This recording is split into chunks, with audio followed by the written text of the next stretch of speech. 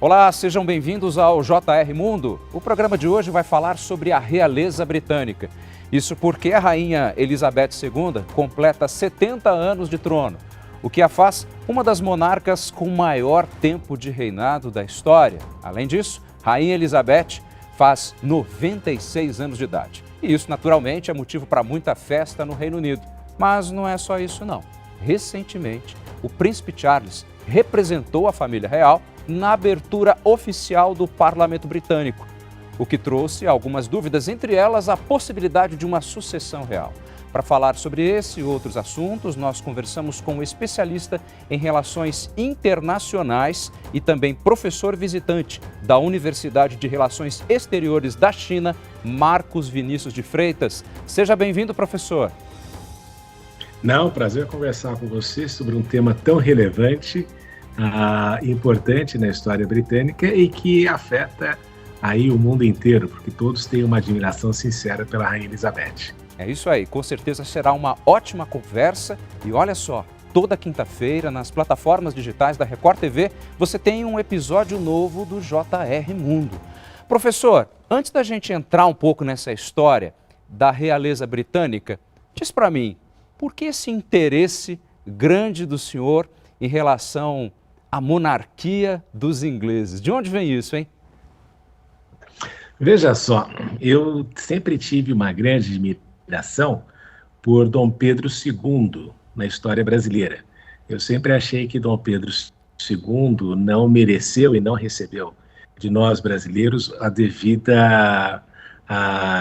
o devido elogio, o devido reconhecimento por tudo aquilo que ele conseguiu fazer na época em que o Brasil era império. E nós éramos muito mais avançados até politicamente, economicamente. Obviamente existia a questão da escravidão, que a família real brasileira se opunha. E isso sempre me causou muita admiração como regime. E o fato de nós olharmos o mundo e vermos que existem muitos regimes monarquistas que têm aí uma estabilidade política em que essa divisão até sábia entre chefia de Estado e chefia de governo, de alguma forma impedem aí que você achar que tudo no país é ruim. Então, daí surgiu o interesse. Minha mãe trabalhou, quando eu era pequeno, com uma família de ingleses, e a partir daí ela sempre falava da rainha e sempre elogiava aquilo que a rainha representava. E daí foi surgindo um interesse grande pelo Reino Unido e também pela própria família real. Professor, 70 anos de reinado é muito tempo, é um jubileu e tanto, e faz da rainha Elizabeth II, com certeza, uma das maiores personalidades de todo o século XX. Quais são as características principais, entendamos também como qualidades, que o senhor vê na rainha Elizabeth quanto uma representante máxima? Eu acredito que a gente começa a ver a postura dela quando ela faz aquele famoso discurso na África do Sul, em que ela dizia que não importasse se a vida dela fosse longa ou curta, esta vida toda seria dedicada ao Império e à família britânica. Então, desde o início, você já nota que Elizabeth II apresentou um espírito público muito grande. E não era para ela ser rainha, né? De fato, a ascensão dela ao trono é resultado da abdicação do tio, por um amor, e também da morte, enquanto muito jovem, né? O pai dela estava na casa de 56 anos, se eu não me engano, quando ela ascendeu ao trono. Então nós vemos ali que ela, desde aquele início, sempre manifestou um espírito público e que é extremamente reconhecido pelos britânicos como na maneira como ela lida com a coisa pública, como ela trata. Segundo lugar, o que a gente nota é o fato da serenidade.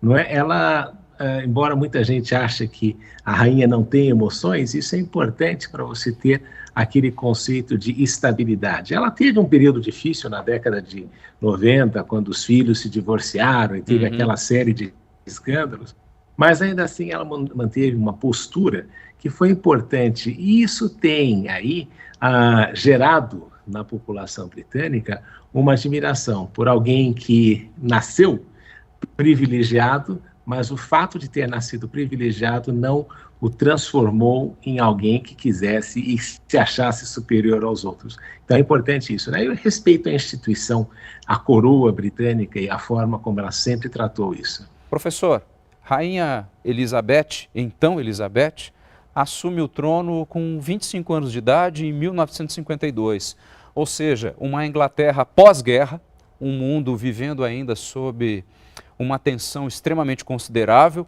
e tem um detalhe, né, que o Império Britânico também começava a testemunhar a própria fragmentação de suas colônias.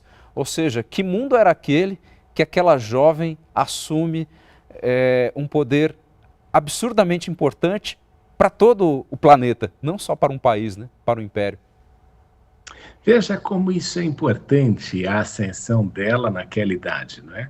Porque o Reino Unido vinha de uma Segunda Guerra que teve um impacto econômico enorme, até uma das razões para o Reino Unido se filiar à Comunidade Econômica Europeia era que até a década de 70 eles ainda não haviam se recuperado totalmente da Segunda Guerra Mundial e do custo que isso teve. Então, Elizabeth ainda assume o império, que é grande, não é? O grande defensor do Império Britânico, sem dúvida, foi o seu primeiro-ministro, Winston Churchill, mas que depois, não com Churchill, mas com o primeiro-ministro sucedâneo, passou a crise do Canal de Suez, e aí você começou a notar que o Império Britânico já não tinha a mesma relevância nem o mesmo poder global. E assim, com o passar dos anos, o Império foi diminuindo.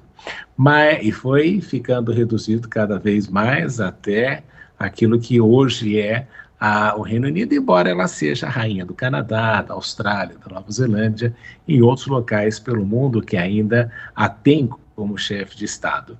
Ela simbolizou, então, uma renovação, professor? Sim, quando ela assume o trono aos 25 anos, ela assume o trono de uma monarquia milenar. E muito jovem, ela trouxe este ar, essa frescura, este ar fresco que a monarquia precisava, até para se tornar mais próxima da população. E veja, até mesmo a coroação da Rainha Elizabeth, que aconteceu em 1953, foi televisionada, não é? Então, houve esta modernização e isso que Elizabeth II representou naquele momento. Até mesmo o nome real, ela adotou o próprio nome, ela fez ali algumas mudanças importantes neste processo de avançar a instituição. E, obviamente, também utilizou-se da mídia para tornar a monarquia mais palatável à população, né? Porque nós vimos também que houve aí um viés global até de repúblicas e que se conseguiu manter a figura da rainha em vários dessas antigas colônias, justamente pelo fato de ela ter representado e ter feito esta devida modernização na instituição. Bom, como o senhor citou que a coroação foi transmitida pela TV, professor, até quero colocar alguns números aqui que são importantes e curiosos, porque estimam-se que 27 milhões de pessoas teriam assistido à cerimônia pela TV. E 11 milhões ouviram pelo rádio, mais de 80% da população do Reino Unido. Ou seja, ela já entra muito jovem, mas um fenômeno midiático. Agora, dentro desse contexto, eu gostaria que o senhor conceituasse um pouco melhor, até para que nós possamos entender a figura dela enquanto monarca. Diferença entre chefe de Estado e chefe de governo. Quem é a Rainha Elizabeth dentro desse contexto?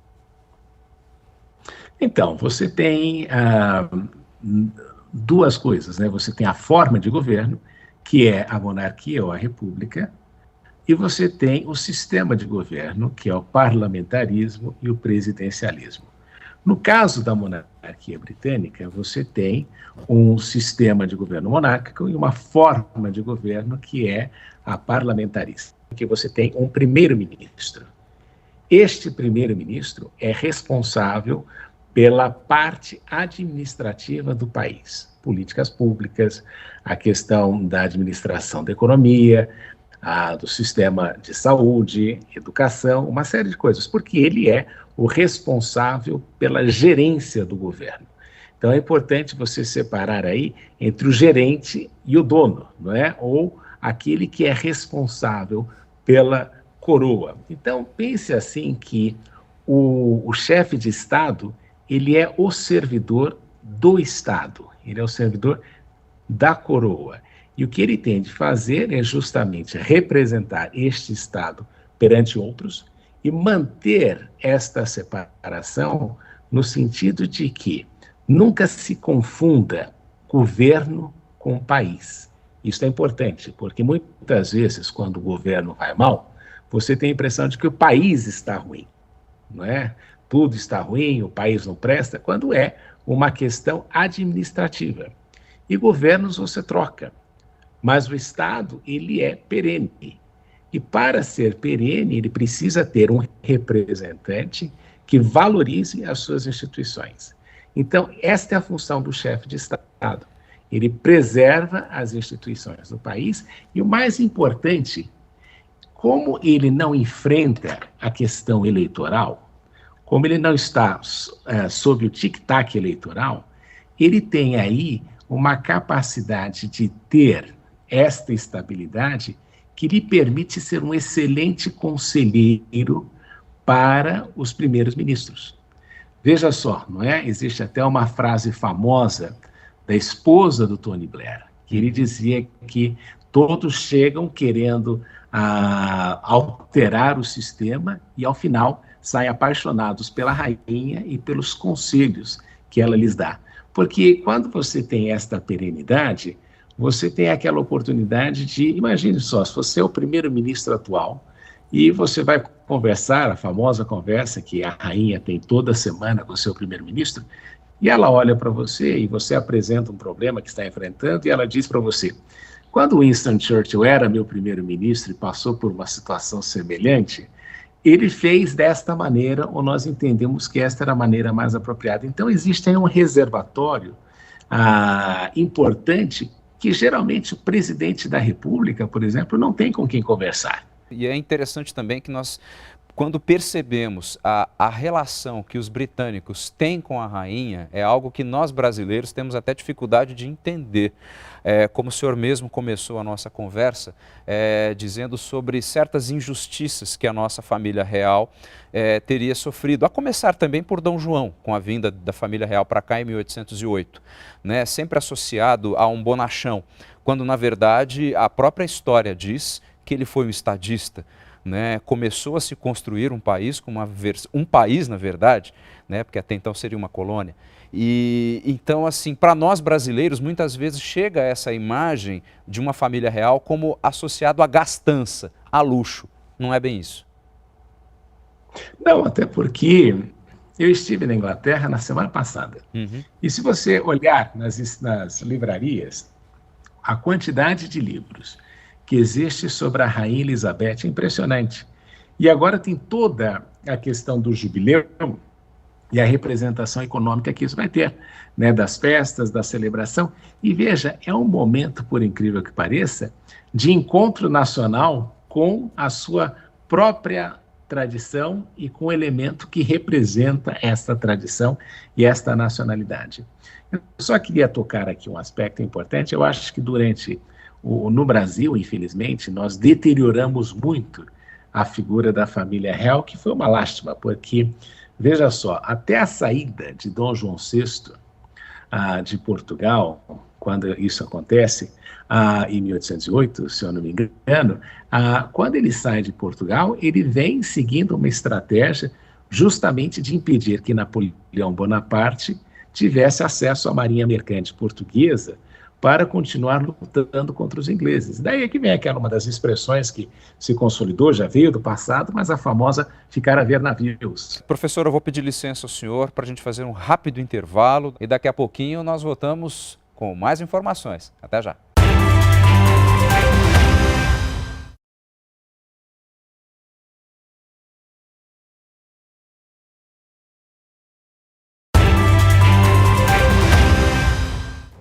O JR Mundo está de volta. Hoje nós entrevistamos o especialista em relações internacionais, o professor Marcos Vinícius de Freitas, que nos fala sobre a monarquia, a realeza britânica, porque Rainha Elizabeth II completa 70 anos de reinado. Ô professor, muita gente na hora que vê a Rainha Elizabeth e vê ali do lado o Príncipe Charles, a sensação que dá às vezes, não querendo ser invasivo, tampouco ofensivo, ela não vai deixar o filho assumir o trono, não? Parece que ele quer, né? Infelizmente, a ascensão dele representa aí a perda da Rainha Elizabeth. Então, eu acho que, nesse sentido, existe uma grande admiração pela Rainha Elizabeth, mas muita gente sempre fala, vem com as teorias conspiratórias de que Charles não vai assumir. Claro que existe uma paixão muito grande por aquilo que a princesa Diana representou, e é daí que vem esta determinada ojeriza contra o príncipe Charles, e que muitas vezes as pessoas tentam dizer que vai pular e justamente o príncipe William que deveria assumir, mas não é este nem o objetivo da Rainha Elizabeth, né? Recentemente ela determinou que Camilla Parker Bowles, quando Charles vier a ser rei, ela será chamada de rainha, não é? E foi uma grande movimentação importante no sentido do reconhecimento de Camila, que foi, e isso é interessante de pensar, o grande amor da vida do príncipe Charles. Não é? Se você pensar que este foi uma história de amor que ele nunca conseguiu, de fato, se distanciar, porque justamente ela representava aquilo que ele queria na vida dele. Mas quando você olha para Charles, você tem, obviamente, que ele vai vir, não é? E vai assumir o trono depois de vai ter sapatos grandes para preencher, mas o reinado dele tenderá, obviamente, a ser mais curto do que o da mãe, não é? Em razão da própria idade e coisas normais da vida. Mas a gente já nota aí uma série de iniciativas que ele tem lutado, que ele tem sido muito articulado a respeito, e uma delas, por incrível que pareça, é justamente esta discussão que nós fazemos de mudança climática, que ele já vem falando há mais de décadas. Então, aos poucos, ele vai se consolidando e sendo validado na posição que ele vai ter a partir do momento em que a Rainha Elizabeth deixar de ser a soberana do Reino Unido. Professor, Rainha Elizabeth também sempre foi associada a muita discrição, a começar pelo visual, a famosa bolsinha, que recentemente até divulgaram o que, na verdade, poderia ser o conteúdo da bolsa, sempre muito discreta, até algumas porções de rações ali para pets. Agora, essa figura discreta também se deparou com situações muito complicadas, como escândalos. Ela mesma disse que 1992, se não me engano, foi um ano muito difícil, associado a divórcios, Príncipe Charles e Diana. Mas o que eu gostaria de chegar com o senhor era essa instituição, digamos assim, do casamento, já que agora também teve o príncipe Harry, que com a sua esposa americana já declarou que, enfim, pulou fora da monarquia, né? Como é que essa visão, casamento, é importante para eles? O que representa? É muito interessante quando você olha para os britânicos e você vê que existem verdadeiras histórias de amor, não é? O príncipe Edward, que deixou deixou o trono, né? Justamente para casar-se com a atriz divorciada norte-americana, não é? Não a atriz, mas a norte-americana, que era divorciada 3 vezes, e deixou o trono por causa disso. Você tem a história de Charles com Camila, o grande amor da sua vida, ou até mesmo a rainha Elizabeth com o príncipe Philip, que foi com quem ela foi casada durante anos. Então você vê que existe esta figura do amor no relacionamento que faz parte até de uma idealização, não é? Do próprio conceito ali, o próprio príncipe Harry aí, buscando a mulher da sua vida e se casando aí com a americana, obviamente que menos preocupado com a questão do trono, porque depois do nascimento dos sobrinhos, ele se transformou, acho que no 6º ou 7º na linha de sucessão. Mas o amor faz parte da coroa, faz parte daquele fascínio, e é só você pensar, né? Um dos eventos mais assistidos pela humanidade é o casamento de qualquer dos membros da família real, né? Se você lembrar, o casamento do príncipe Charles, todo mundo Sim. lembra quando assistiu, o casamento do príncipe William e até mesmo o casamento do príncipe Harry. Então, faz parte do fascínio, vem no pacote essa questão das grandes histórias de amor. Já que o senhor já está falando de festa, vamos então continuar com essa conversa, partindo aí para as comemorações do jubileu de 70 anos. E, enfim, existe uma participação popular, um interesse muito grande, como nós já conversamos. Agora, como é que os jovens se veem dentro dessa questão da monarquia? Eles também têm vontade de participar, enfim, de se sentirem ingleses por meio dessa representação, participando mesmo das festas do jubileu? Sim, faz parte, né, você vê as crianças, toda vez que a rainha sai na rua, sempre vem as criancinhas com um buquê de flores, sempre existe essa questão intergeneracional. E veja que é importante até de você, quando você olha para quando eles vão lá ali no Palácio de Buckingham, quando eles estão ali no balcão, o quanto o mundo e os próprios britânicos olham para as crianças como o futuro da instituição, não é? Então, até nessa situação, você vê a admiração da questão das crianças e da importância delas dentro da coroa britânica, porque elas representam o futuro. Então, o jovem participa e ele vê, e isso que é muito interessante, na Rainha Elizabeth como aquela vovozinha, que está sempre presente e que dá as broncas quando é necessário, né? Existe aquele famoso vídeo em que o príncipe William está ajoelhado conversando com o filho, em que ela dá três toques nele e fala: fica de pé porque está feio você ficar nessa posição. Professor, acho que não tem como não falar sobre a família real britânica sem citar a série que mundialmente conhecida, que é o The Crown. Né? Eu mesmo assisti a série inteira e muito me chamou a atenção a partir do momento que a então Elizabeth assume o poder enquanto rainha e começa a ter noção dos ritos necessários que a faziam a soberana de uma nação. Eu me lembro muito bem que no momento que eles aterrissam em Londres, existe já uma diferença dela com o Philip, até na hora de sair do avião, ou seja, já havia ali uma estrutura diferente da esposa, que até então era, a partir daquele momento, da rainha que passa a ser. Pensando nisso, a relação dela com o próprio príncipe Philip, que terminou recentemente, depois de 73 anos, se eu não me engano. Como é que a gente pode entender, no caso, a figura não só da rainha, mas do príncipe Philip? Ele seria aí, de certa forma, um conselheiro da rainha? Porque para quem que a rainha pede ajuda nesse caso? E ela mesma dizia isso em alguns discursos, né? Ela falava: se as pessoas soubessem a quantidade de conversas que nós temos e sobre o que discutimos, né?